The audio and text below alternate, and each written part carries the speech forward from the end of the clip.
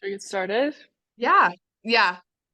Ready to go? I think we're good. Okay, awesome. Well, welcome everyone. My name is Emma Jones and I'm here with Kristen Hansen. And today we are here to talk all about how you can stand out in your MBB case interviews. So, first and foremost, thank you so much everyone for joining today. We are so excited to share what we have learned with you. Just a little bit of an agenda of what we'll be covering over the next hour. We're going to go ahead and just start with some quick introductions and talk a little bit about ourselves. And then we're going to move right into crushing the case, what you guys came here to learn about how to do well in your MBB case interviews. And then we're going to touch a little bit on what an interview is like before and after the case portion and what interviewers are looking for in order for you to move on and get an offer. And then we'll do some Q&A, so feel free to ask us any questions you may have about the MBB interview process. We'd love to, share what we can and talk about everything that we learned through our respective recruiting processes. And then lastly, we'll do a little conclusion. So to jump right into some welcome and introductions, I'll turn the time over to Kristen. Hey everybody, super excited to be here. I'm Kristen. I am currently finishing up my senior year studying strategy at BYU. I actually just finished an internship with Bain Company this last summer. I was in Dallas and based in the Dallas office working in Houston on a client there. I had a really great experience, learned a lot. And I'm actually currently working as an intern at Leland as I finish up school. So I'm a coach for Leland, and then I'm also doing some things with partnerships. I have a bunch of other experiences doing internships in technical consulting, which is Angle Point that you see on here, and a variety of tech roles. I started a digital wellness movement, so I kind of have dabbled in entrepreneurship a little bit as well. So yeah, I've kind of done coaching across the board, but most of the focus is in MBB coaching. And I'm excited to share what I know with you guys today. Awesome. Thanks, Kristen. And like I said, my name is Emma. Just a little bit about me. I am a recent AC hire at Bain Company. AC stands for Associate Consultant. That's like the entry level position at Bain. And I am going to be going to the Dallas office sometime next year, hopefully during the summer. And then throughout my recruiting process and then post recruiting process, I've moved into more of like a coaching thing, trying to, help as many people get into consulting as I can. So just like Kristen, I'm now a MBB case coach here on Leland. Kristen just shared my link in the chat. Thank you so much. So, pre-Bain, I was a summer analyst at Goldman Sachs in their Dallas office. I was in their asset management division on a team called Institutional Oversight. I really loved my time in Dallas, so I'm super excited to be going back to Bain Dallas. And then prior to Goldman, I had some various experiences. Here I've highlighted my time with Cougar Consulting Group. I was the manager for a case team with 7 analysts on it. So I learned a lot about consulting there. And yeah, just like Kristen, to echo what she said, I'm really excited to, share what we've learned today about how to truly be a standout in your MBB case interviews. So we're going to go ahead and get right into it. And we're going to segment into how to crush the case and how to do super well. So Kristen, I'll turn it back over to you. Yeah, so I think when I was case prepping, what was super helpful for me was kind of just understanding the big picture. Like, why do you do a case interview to get consulting jobs? Why do they have the style they have? And I kind of break it out into there's 8 key questions that they're trying to answer during the interview. And it's not just the case, it's from beginning to end, everything you say, everything you do is kind of factoring into these questions. So first of all, pretty basic, they want to know, can you structure problems, right? They're giving you something that's open-ended. They want to see how you can take something ambiguous and make it very cohesive and easy to follow. They want to know if you can create a coherent solution to that problem. So kind of tying into that, right? Can you not only structure it and say, this is how I'm going to explore the problem, but then turn around and say, okay, this is where my analysis has taken me, and I know exactly what our next steps would look like. And then I think this next one down here, what a unique experience do you offer? This is just kind of as an interviewer, and as I was working at Bain Company this summer, a lot of my teammates on my case team were doing interviews, and so I heard a lot of this. Like they're looking for someone who isn't just good at doing a case. They like knowing the formula of how to case isn't enough. They also want to see that you can bring in work experience you've done, that you can bring in an interesting perspective from somewhere you lived or a unique problem you had to solve in a prior job. So being able to intertwine that is really great. Um, they want to know would I want to be delayed at an airport with you? This is seriously like so much more important than I think some people consider it. Like you need to seem like an interesting and fun and like easy to get along with person because the reality of working as a consultant is that your life is really variable. I was in Houston during the hurricane this summer and I was delayed in many airports with my coworkers, like spending so much time just, under stressful circumstances, waiting for things to happen. And yeah, you want to be able to get along with the people that you're hiring. Um, the next one, what do you create when you're given nothing? I think this is a really important one for situations like brainstorming or when you ask for data and you just don't have very much data. I think showing that you can still come up with something and that you can pull from your own base of knowledge to build some type of a solution or some type of direction is really important.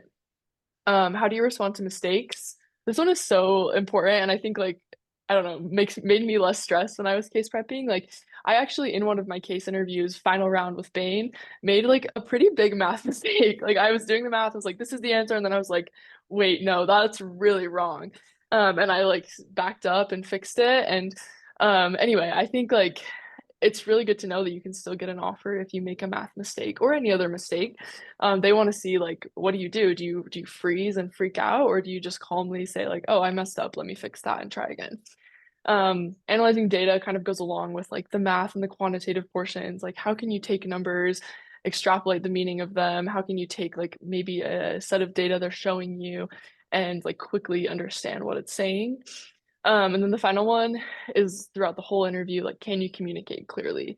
Throughout everything and the very unstructured and sometimes confusing process of doing case interviews, you need to be able to communicate what you're thinking, collaborate with the interviewer, in and out at every point.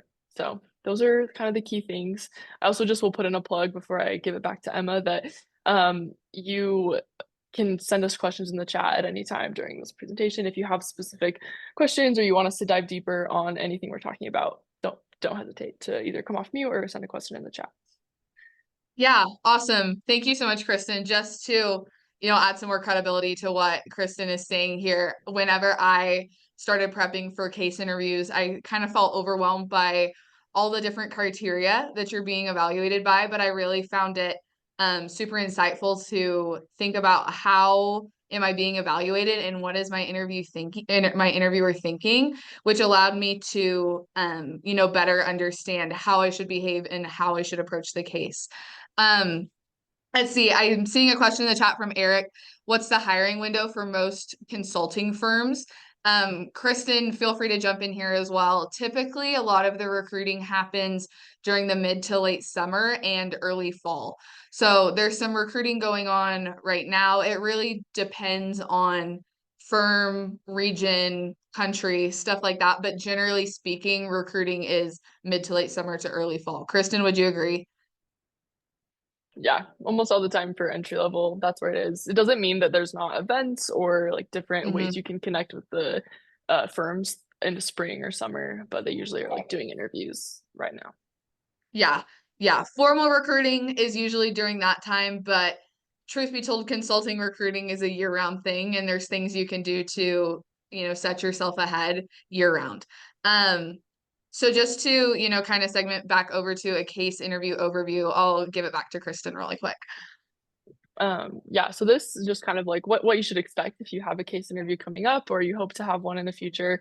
I think I've had a lot of people ask me as I've coached people for MBB, like, is there any behavioral element like in a case interview? And the answer is yes. Like you're not just gonna get on a call and they're like, okay, here's your prompt. So like there's some time to chat and they want to like hear who you are and your first impression is really important. So see those first like 5 minutes as a mini behavioral interview where you're really selling yourself to the interviewer. And then you jump into the actual case, which first you have the introduction. So the case interviewer will read a prompt. It's usually like 3 to 5 sentences, and you want to be writing down on a piece of paper as much as you can. And then you'll jump into the framework, usually by asking a question like, okay, thank you so much for the information. You ask any clarifying questions you need, and then you ask for a minute to structure your thoughts. And that's where you kind of really try to build out like a cohesive and organized approach to whatever the problem they gave you was. I'm going to get to the second question in the chat in a second, but after the framework, you'll kind of feel it out, like ask your interviewer, does that sound right? And then it depends on the firm, like McKinsey, Bain, and BCG kind of have like a spectrum of how interview led or interviewer led versus interviewee led they want you to be. So Bain wants you to be very proactive and say, okay, this is where we're going next. Like I'm going to lead from the framework into the analysis. I think McKinsey's on the other side of the spectrum where they'll probably kind of prompt you into the analysis a little bit more. And then BCG is kind of somewhere in the middle, maybe depends on the case. Um, and yeah, analysis, we'll dive into that in the further into the presentation. It can be a lot of things, and it's the bulk of the time of the case. But also don't be afraid, like if it's short. I think sometimes like you think people expect the case to be harder or longer than it actually is. Like if you can do the math correctly and brainstorm kind of other solutions, like it might only be 10 minutes, and that's not a problem. And then the conclusion's really fast. You're just quickly giving a recommendation and going into like your next steps and risks that you see fit. So we'll dive into all these sections later, but that's just kind of a little map of what to expect. Awesome. Thanks so much, Kristen. So just like Kristen talked about, at the beginning of a case, you're given a prompt and your interviewer reads this off to you. Typically, you're taking notes. And then after, you're done with the prompt, usually you have just a little bit of time to ask any clarifying questions. So make sure that you have a holistic understanding of who is our client, what are we being hired to solve? Are there, any additional factors or goals that we should be working towards, stuff of that nature. So at the end of the question section, which really it varies in length, it can be super short or super long depending on the length of your case prompt and the depth of the question. You're usually given some time to develop a framework, and a really good case hinges on a really good framework. So this is really your opportunity as an interviewee to get your wits about you, figure out what are the things that I want to look at and how do I want to drive this case forward. So frameworking, there's a lot that can go into it. You can also hear it be called structuring. They're the same thing. We've kind of identified 5 main things to focus on within a framework, and we feel that these are things that go beyond the typical here's how to make a framework. These are things that are really going to help differentiate you as an applicant.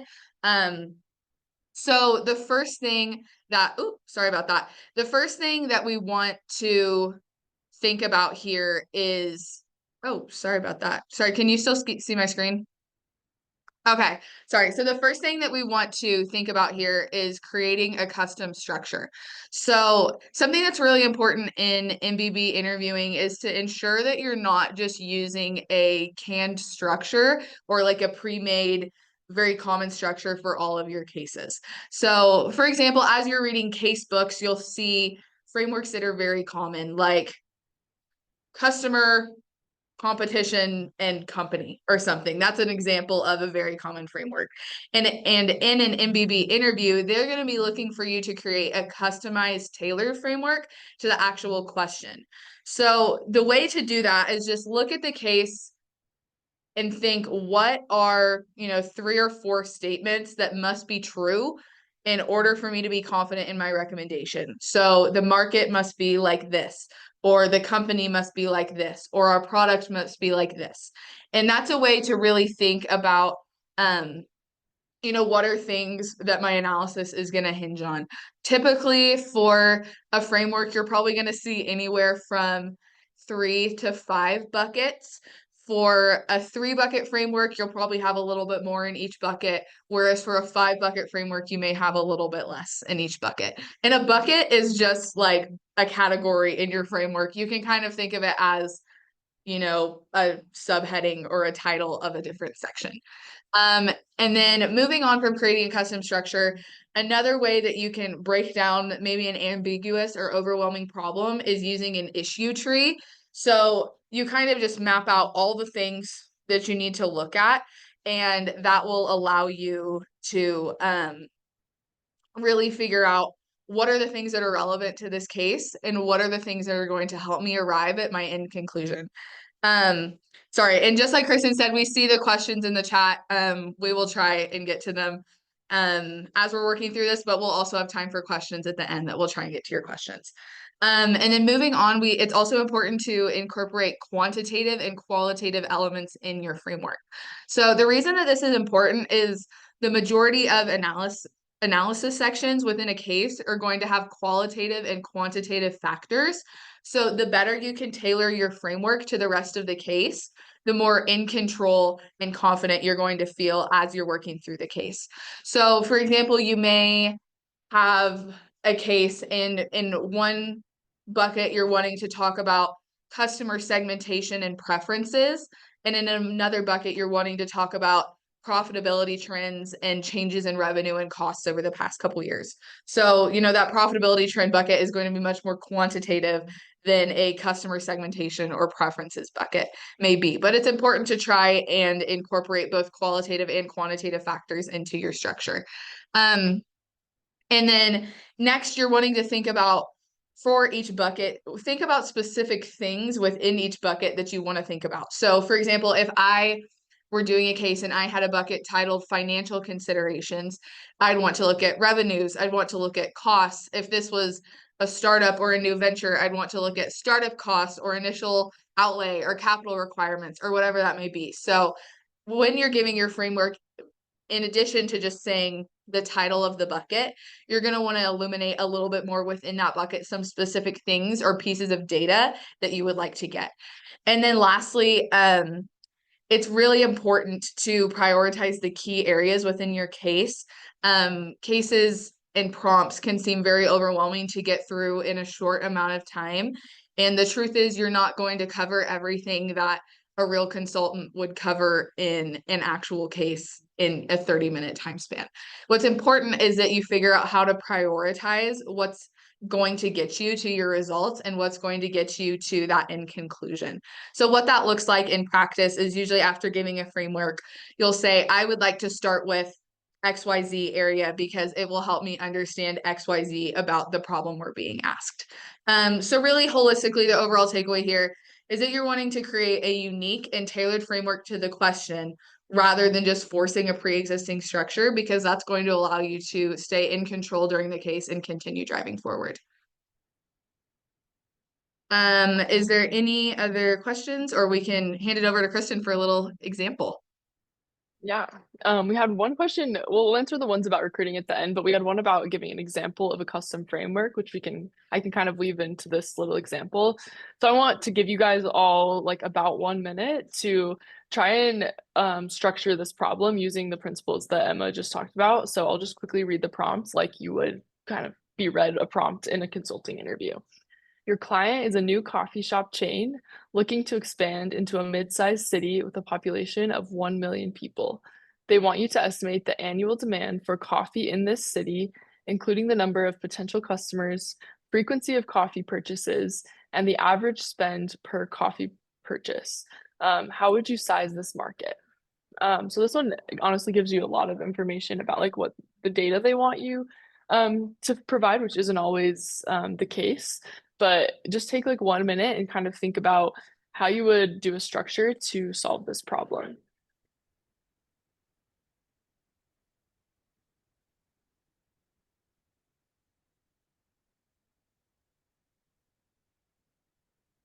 Actually, Emma, do you want to go back? Let's see. I think it should be the structure of this, not the slide size this. I'm realizing this is like our second example. Oh, sorry. No, you're good. Where are you wanting to go? There should be a slide that says structure this. There we go. This one? Sorry. Okay. No, you're good. So okay, we're going to backtrack a tiny bit. So that one will be a market sizing example that we'll do in just a second.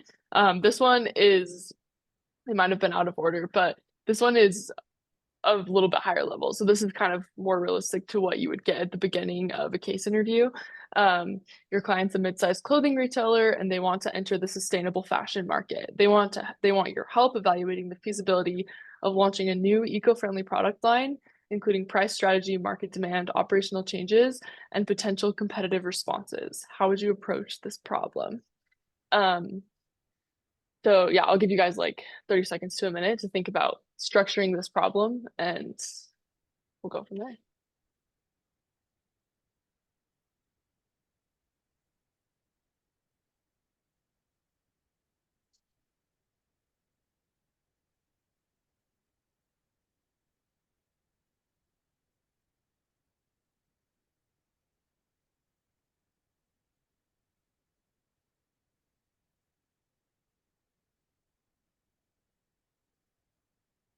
Okay.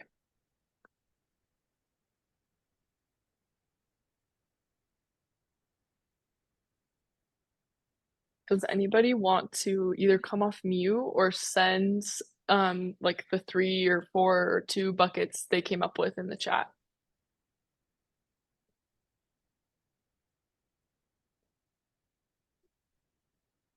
Okay, I've got some answers. Market trends and growth, supply chain and sourcing, and consumer preferences. Awesome. So this first one that Gia sent in, she's her first book, it's all about the market. Where's the market going? Supply chain and sourcing is kind of internal, like, okay, how are we going to actually build this eco fashion line with our current setup? And then 3 is consumer preferences. So consumer preferences, I think I would maybe put underneath market trends and growth. I think it could go either way. I don't know, Emma, if you have thoughts on this, but they kind of go along with where the market's going. Like what are consumers do? What consumers are doing is pretty connected to what's happening in the market. So I'd maybe change that last bucket from consumer preferences to be something like economics or like profitability or something like that, where I'm kind of saying, okay, I want to know about like how to make the thing. I want to know about what people are demanding for the thing. And then I want to know about how we're going to make money in this area. Do you have anything to add on that one, Emma? Yeah, I completely agree. So within creating a good framework, there's a phrase in consulting called MICE. It means mutually exclusive, collectively exhaustive. So mutually exclusive means that the buckets don't overlap, and collectively exhaustive means that you've considered all possible or aspects or angles to look at the problem. So the perfect framework has all the possible buckets, but none of the buckets overlap with each other. And the reason behind that is because you're wanting to move through the case as efficiently as possible. So you don't want any repeat information or data. And then collectively exhaustive is important because you want to look at the problem from all possible angles, which ties back into, having a unique and custom approach to each problem. Yeah, I think Yeah. we will probably leave it there. If there's more questions about frameworks at the end, we'd be happy to talk about those more at the end.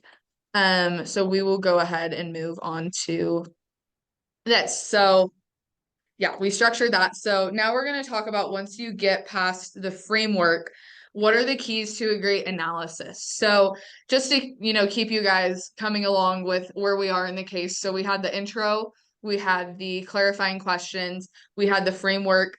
We've now presented our framework and we're at the analysis portion of the case. So something that's important and that we kind of touched on within the framework is it's important to think about things from both a quantitative and a qualitative lens. So often in an analysis section, that's a mouthful, you will be given exhibits or things to look at on the computer screen, or pictures of stuff or whatever that may be, graphs, charts, diagrams. And something that you can do there is think about, what are the qualitative things that I'm supposed to be looking at here, and what are the qualitative things that I'm supposed to be looking at here. So within quantitative, it's important, as you all probably know, to be able to move through math sections quickly and accurately, but also being able to contextualize those quantitative results with qualitative things like market trends or competitive dynamics. So something that's really important within an analysis section when you get to a quantitative answer is to think about, so what? Why is this number important? How does this affect my case? And how does this affect the result that I'm trying to get to? The next thing is develop specific hypotheses. So for Bain specifically, and Kristen and I can talk about this more if anyone's interested. Bain takes what they call the hypothesis approach or the hypothesis driven approach to problem solving. So within your case, you'll talk about my initial hypothesis is that XYZ is the answer. And as you're working through the case, you can develop or you can update your hypothesis depending on the results of different exhibits. So if my answer to a market entry question was that we should enter the Southeast Asian market, but then I'm shown an exhibit that says that the Southeast Asian market is, not growing very quickly and it's not profitable, then I would need to update my hypothesis. So having a hypothesis driven approach to problem solving, whether it's Bain or any other consulting firm, just allows you to stay very results driven and clear during your analysis section of your case. The next thing that's important is your ability to synthesize information. So consulting interviews are like like information overload. You are given so much data and so many things to look at, and it's important for you to synthesize that information and tease out the things that are important. They'll be looking for your ability to, look at a long prompt or a, very numerically complicated graph and figure out what's important here and how is this affecting my ultimate result. The next thing is that you can use your business judgment. So something that helped me while I was preparing for my MBB interviews were to listen to business podcasts or read business news and stuff like that, just to make sure that I'm able to use common sense and business acumen when interpreting and making recommendations. So, for example, back to my example about entering the Southeast Asian market. If I had said that I wanted to enter the Southeast Asian market, but then I'm shown a graph that says it's not profitable, it's not growing very quickly, and there's intense competition, it would be my common sense and my business acumen at work that would tell me, hey, maybe the Southeast Asian market is not the place to go. And that kind of ties back into the so what of your analysis. And more than just giving a quantitative answer for a market size or a profitability figure or whatever that may be, it's important to think about, does this number make sense in the context of what we've been discussing? And does that number mean that we should move forward or change directions? And then the last thing is that it's just important to manage your time effectively as you're working through an analysis section. This is by far probably the longest part of the case. And in an interview, you will be, nervous and there's a lot going on and you just want to keep track of, how long you've been in the analysis section. As you're doing more practice, you'll kind of get a sense of this is about how long an analysis section takes in a case. Like Kristen said, some are shorter, some are longer. Don't try to make it go faster or slower. Just be mindful of how long you've been in that analysis section and make sure that you're always working towards the ultimate goal of the recommendation. So kind of the overall takeaway here is you want to demonstrate your analytical thinking ability. And this is where you show that you can really solve the complex business problems that consulting is all about. Awesome. I just had one thing to Emma's use time wisely piece, which is don't be afraid to, before you start doing a math calculation, ask the interviewer, like, does this seem like the right approach? Or does this equation sound good to you? Because sometimes I often see people make the mistake of like, okay, awesome, give me a second to do the math. And then they do a bunch of math that's like way more complicated than they ever needed to do. Um, so Okay, before we jump into the market sizing, someone asked, how do you avoid the over analysis and be able to make a solid decision? Because that is a problem I'm trying to overcome. Yeah, that's a really good question. Yeah. And it can be really difficult, but I think like some of the big keys are making sure you collaborate with your interviewer. Like just ask them lots of questions. I don't think like you can ask a lot more questions than you think you would be able to. And so just consistently saying like, I think this is the best next step. Does this make sense to you? Is it like I could approach it this way or this way? Which one seems better to you? Things like that. And then yeah, just be confident that like if you feel like you have a good number, a good assessment of the situation, just be confident that you can move on. And the interviewer will almost always like they'll pull you back if you're really far off track. So it's not like they're gonna just leave you hanging and like yeah, you're gonna go completely the wrong direction. Okay, so I kind of already read this prompt. So I'm just gonna give you guys like 45 seconds. We didn't talk a ton about market sizing specifically in the prior thing, but it's a very common type of analysis that you'll be asked to do. And I think it can sometimes be one of the more challenging types. Um, so in this example, the coffee shop is, or the coffee shop chain wants to build a new coffee shop in a small city with about 1 million people. And so you need to figure out what's the demand going to be, what's the number of potential customers, the frequency of coffee purchases, and the average spend per coffee purchase. So I'll give you guys like 45 seconds to think about just like with no numbers except for a population of 1 million people, how would you approach this market sizing?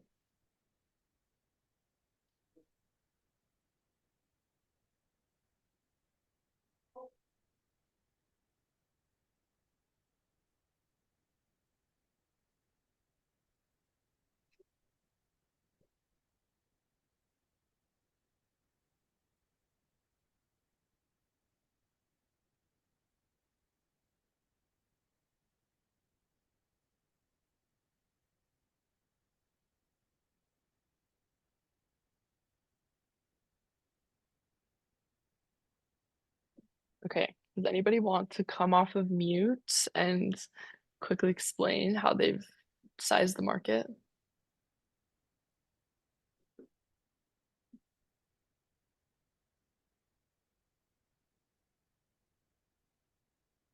Or if you don't want to come off mute, you could also type something in the chat as well.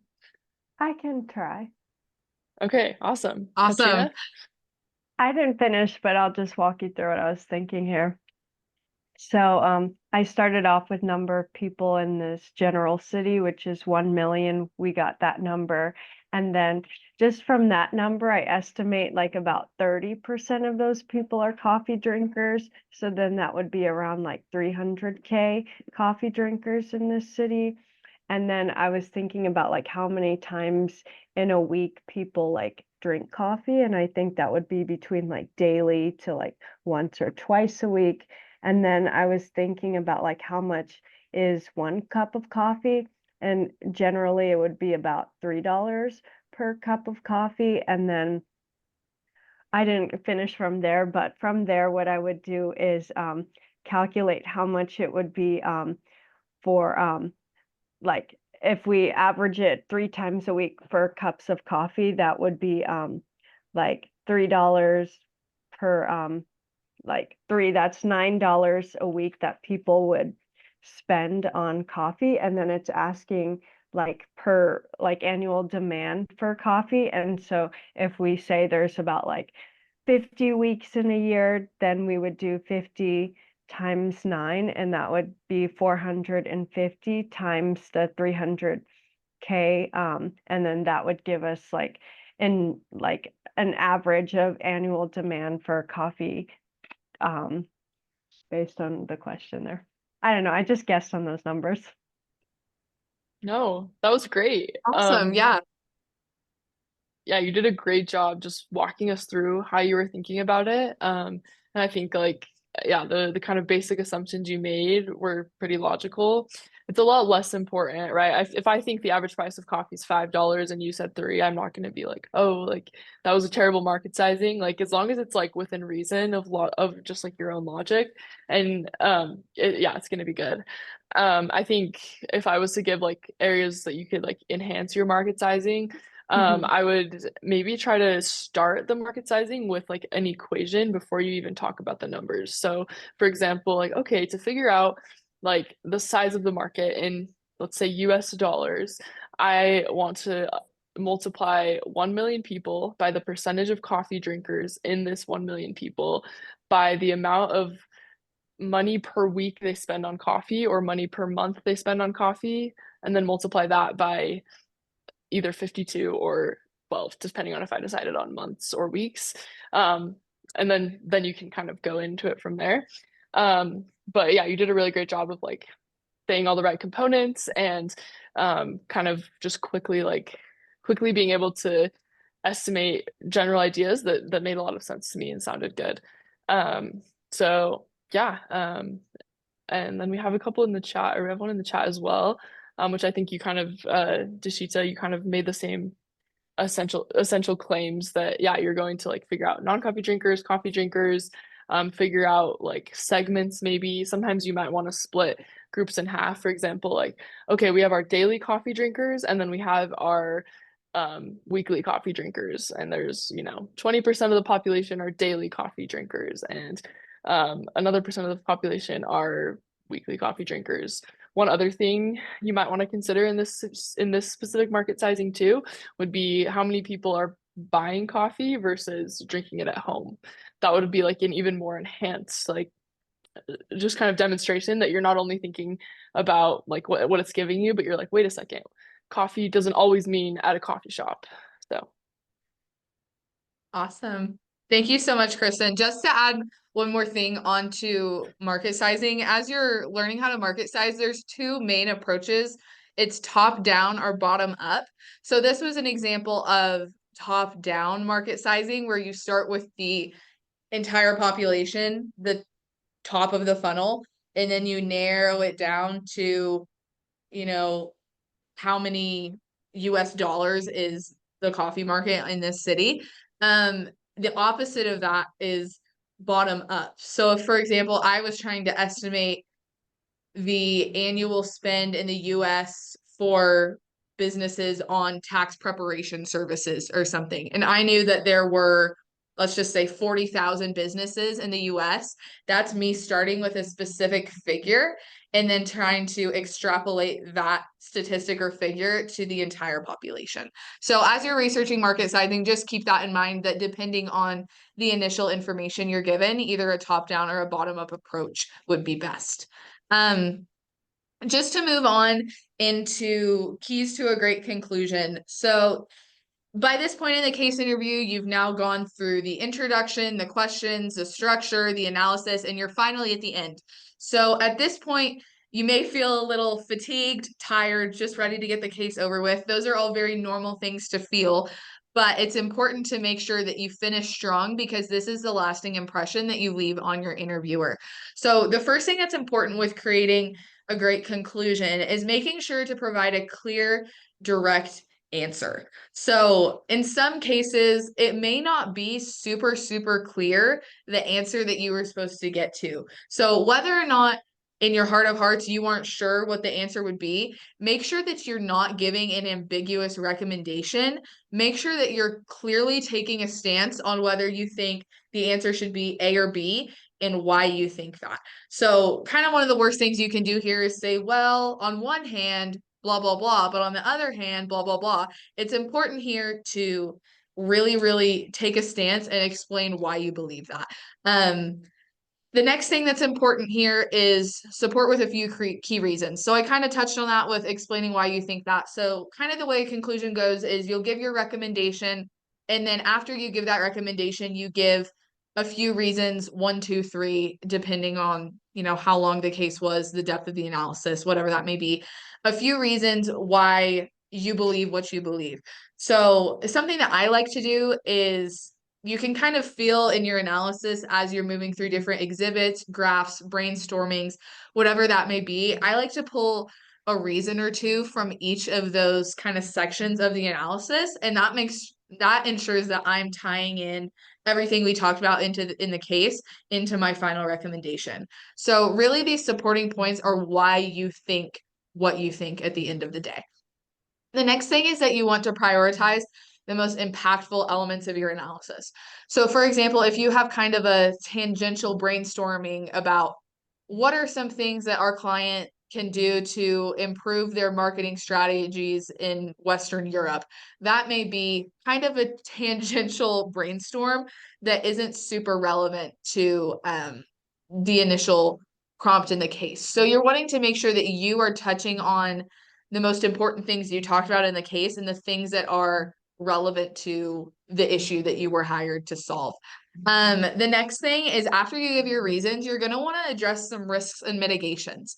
So with any analysis, there's going to be things we didn't talk about. There's going to be assumptions we made that may not be 100% correct. And it's important to mention the risks associated with the recommendation that we're making, and then ways to mitigate or reduce or fix those risks. So this shows that you are really like a forward thinker and you're really thinking about the holistic implications of your recommendation.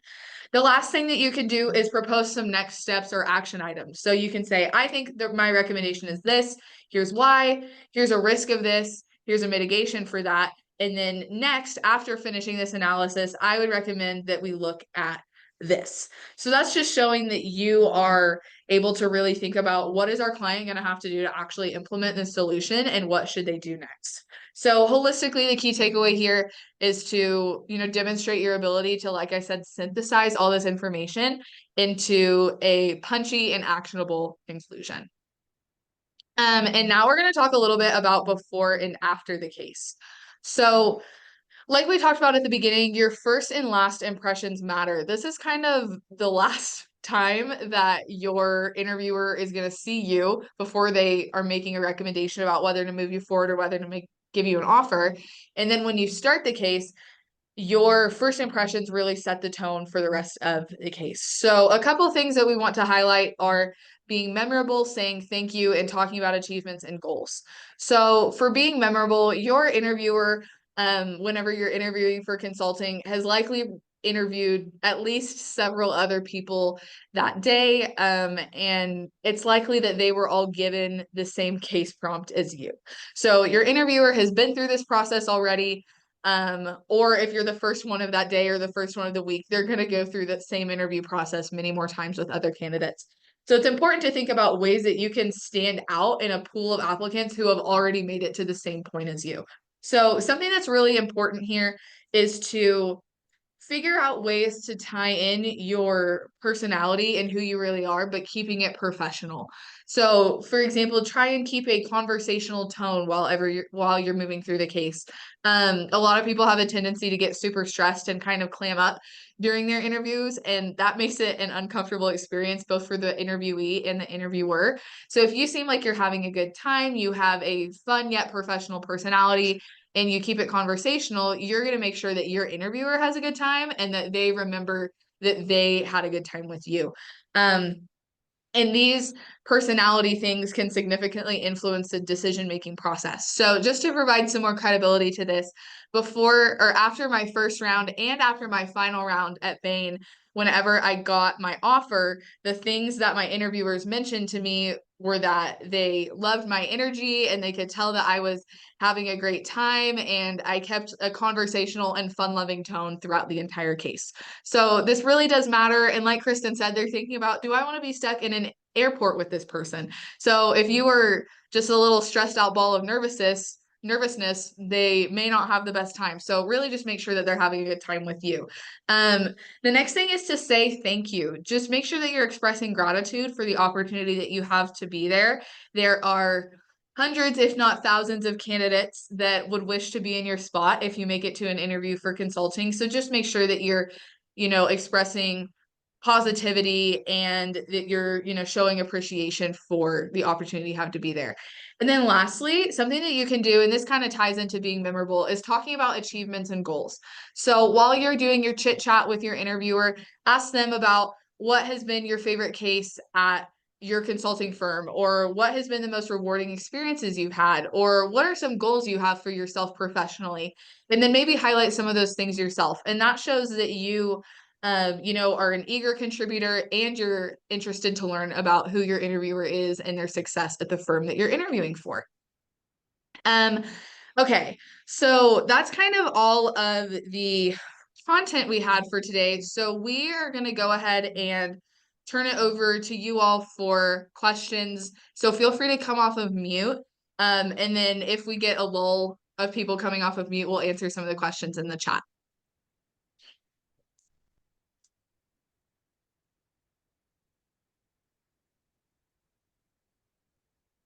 I have a question. So I've done interviews before with like the different consulting companies, and the number one piece of feedback they keep giving me is like my answers sound memorized. How do I like come prepared but not sound memorized? Yeah, That's a Kristen, great you want to take this question. one? Yeah, I think at the end of the day, like people hear you sound memorized when you're nervous, when you've said very similar things over and over again. Like even if it is like the right thing to say in that moment, if you just like kind of started leaning on the same phrases in your case practice, it starts to sound a little bit robotic because you've said it so much. Yeah, I would say like often something that helped me, and this kind of goes back to being memorable, with what Emma was talking about, was like before I jumped right into something, like whether it was my solution or my framework, I would say something like, "Oh, this is so exciting." Like I just recently watched a documentary about like glass manufacturing, and I feel like this case about auto glass is like kind of relevant. So like I'm interested to see like what we find out or something like that, right? Where I'm kind of like showing that even before I start any sort of analysis, like I'm like, "Oh, I'm excited to approach this problem and like here's a personal connection I have to it." So that's one way. Another thing, like for example, in a market sizing, you could be like, I like have absolutely no idea about this industry. Like this is really overwhelming. So the closest thing I can think of is this thing. And even if it's not very related at all, like just doing little things like that can kind of give them a sense of like personality. And then you can kind of follow that with a more formal or practiced response, and it feels more natural.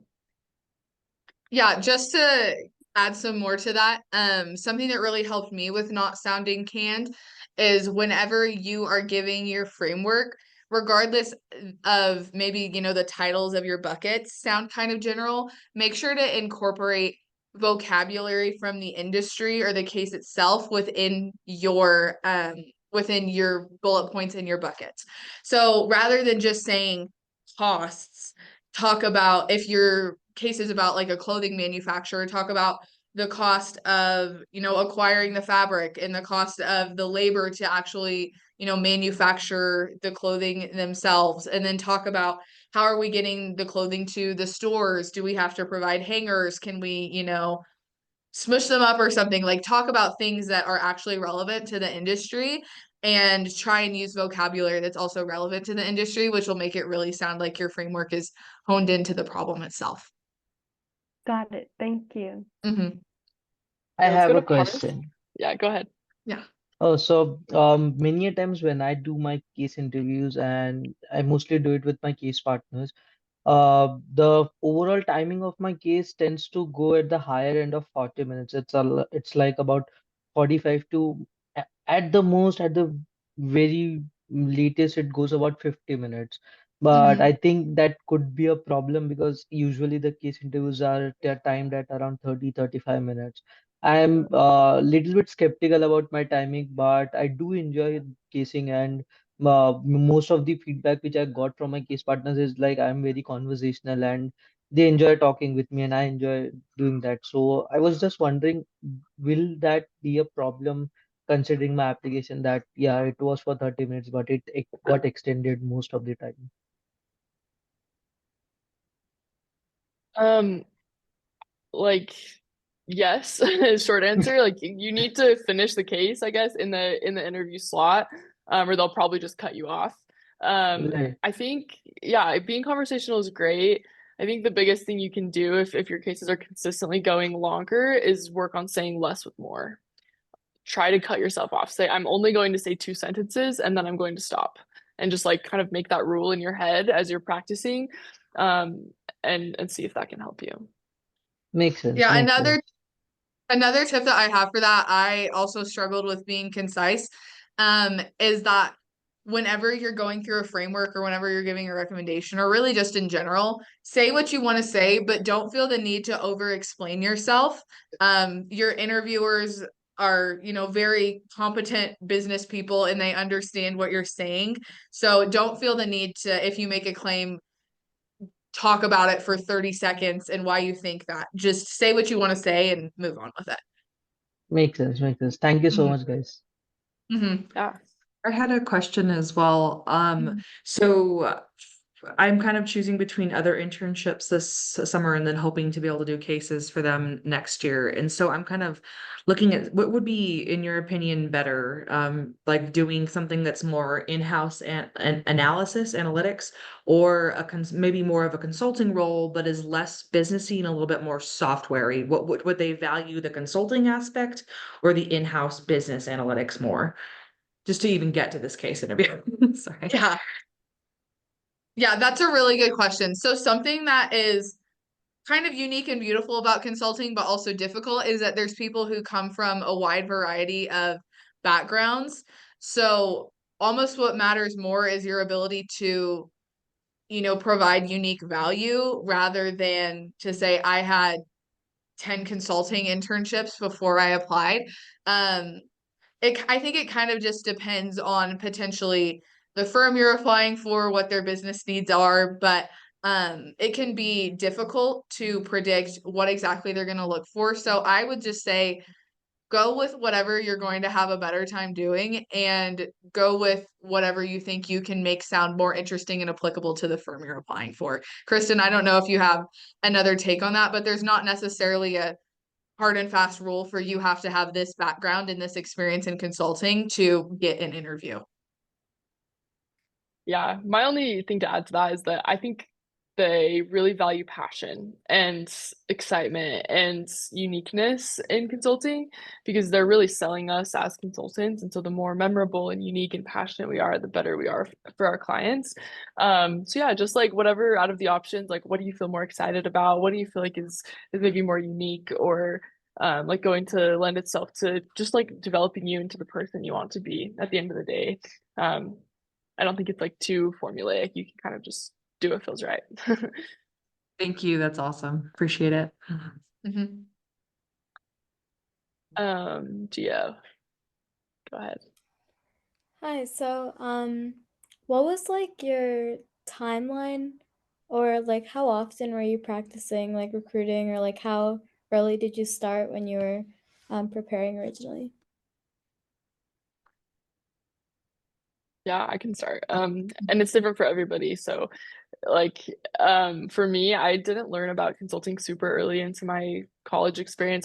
We're both undergrads, but I applied for a Bain Company like women's leadership summit called Crew. And that was my first introduction to like even the name Bain Company. I was switching my major from English to business, and so I went to that leadership summit, and then I had about like 6 weeks to prepare. So I cased for 6 weeks about 3 to 5 times a week, and that was kind of my preparation. I know some people like practice for a lot longer than that. I think, and like Emma's like done other consulting things before she did Bain, and so we probably have a different answer, but that's my experience. Yeah, so I was on the opposite end of the spectrum from Kristen. I did not pick it up that quickly. So I also went to a Bain Women's Leadership Summit, but that's just a coincidence. That's by no means a requirement to do consulting. That's just a coincidence that she and I both did that. But I went to that. So I learned about consulting about probably my sophomore year of college. And to put that into perspective, I'm graduating in 2 months. So that was a while ago. So I just kind of learned about consulting the summer of 2023. I did like a couple of case practice things, but I wasn't super serious about consulting. I just kind of wanted to see what it was like. And then in April of 2024, so about 6 months ago, I went to that Women's Leadership Summit. I learned a lot more about consulting and decided that that's what I wanted to do. So then throughout the summer, I was casing at, different cadences. I started off maybe in the beginning of the summer with 1 or 2 live cases a week. And then once I got to probably a week or two before my interview, I was almost doing one every night. That's by no means necessary. I was just really scared and wanted to be as prepared as possible. But yeah, it really depends. But once you get down to be really close to your interviews, probably within a month or so, we would probably recommend doing 3 to 4, maybe 5 cases a week if you can swing it, just because live practice is where you're going to learn the most. Thank you so Yeah. much. Mm-hmm. And I'll just kind of like tag along. We have a couple of questions in the chat like about experienced hire recruiting and just like recruiting in general, how to stand out. So just a couple more like thoughts on the recruiting process in general. First of all, if you're an MBA or an experienced hire looking to do consulting, the case interview process will, from what I understand, be very similar. Like they kind of do the same type of cases for everybody, but they will be looking for a little bit of like a different approach. I would say they're going to be looking for more like exercising your industry background and like what you've actually done in your career. Like I worked with someone who was a hire out of a PhD into Bain Company this summer. And so for him, like I know in the interview process, he really tried to showcase like the research he did on machine learning and some of those things that were maybe a little bit less traditional. So I think they would have been more lenient on his business acumen, but they would have wanted like to see kind of compensation for his business acumen in the areas of expertise he'd studied. So like, yeah, you don't need to have like a really expansive business knowledge if you're coming from a non-traditional major. You just need to know like the basics. You need to know profitability. You need to know like what it means to size a market, things like that. But beyond that, like you leverage your own background and expertise and like show that whatever you've done has given you like the ability to solve problems and have impact.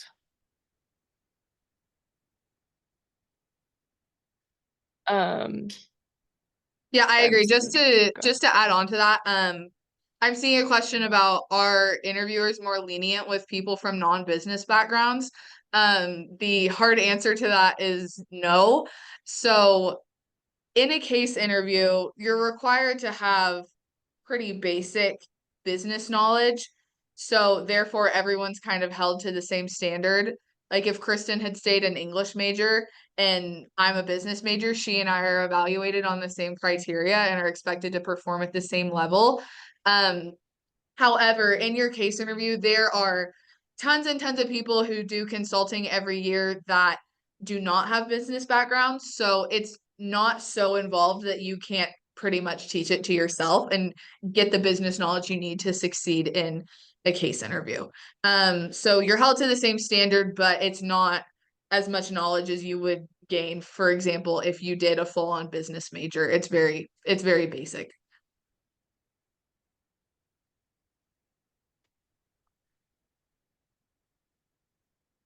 I see a couple other questions in the chat that I'm looking at. One is, how many supporting points would you recommend for your conclusion, like data-driven points and qualitative ones?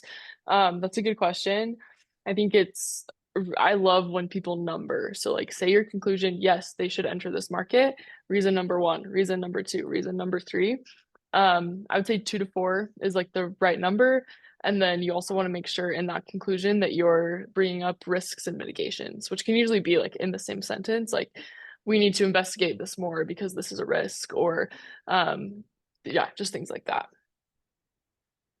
Yeah, I'm seeing a question. It says, when doing a medium hard case, sometimes I freeze and struggle to lay out the math setup correctly. Sometimes the setup wasn't actually tricky when I look back post practice.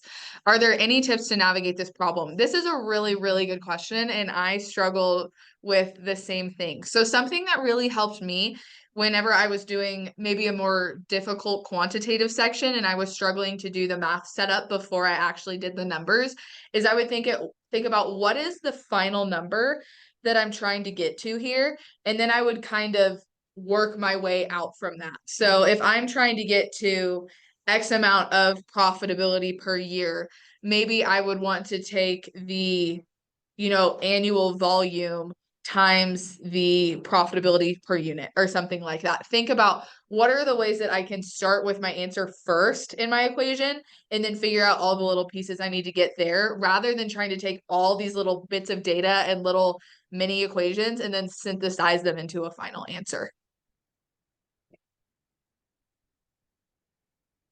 Okay, I think we're running out of time. Don't want to go too far over for you guys.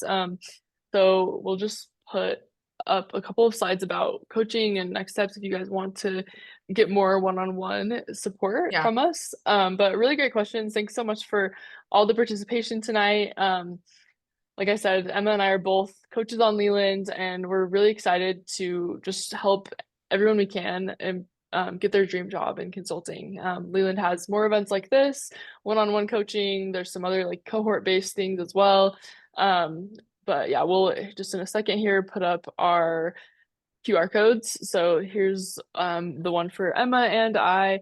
If you guys want to book a free 15-minute intro call, You can do that with the QR code, and then yeah, we can offer some personal insight and see if it's a good fit to keep coaching you as you prepare for the consulting process. But thanks so much for being on tonight, guys. We're excited for all of you and wish you the best of luck in the recruiting process. Yeah, thank you so much, everyone. It was such a pleasure to, hear from all of you tonight, and thank you so much for joining. Thank you.